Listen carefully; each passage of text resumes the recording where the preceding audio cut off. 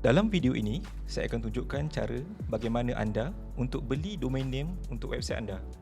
Cara pertama, anda buka browser anda, type namecheap.com. Okey. Di paparan ini, anda tulis saja nama domain yang anda ingin daftar. Untuk case study ini, saya menggunakan domain bigdaysandevent.com.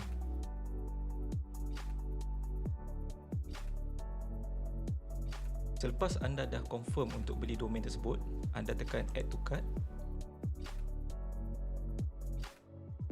Seterusnya, anda terus ke checkout. Okay. Di paparan ini, anda tak perlu ubah apa-apa. Just confirm order sahaja.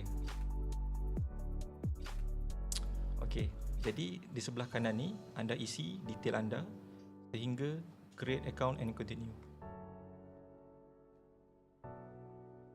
Selepas anda dah isi semua detail anda dalam ni, anda boleh tekan continue.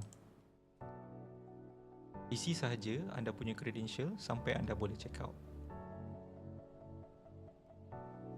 Selepas anda berjaya dalam pembelian domain anda di Namecheap, anda perlu buka email anda yang berdaftar tadi untuk verify anda punya domain.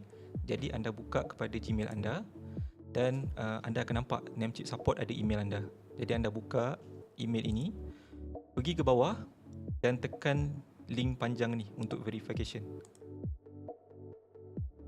Okey, jadi di paparan ini dia memberitahu yang anda punya domain tu dah successfully verified.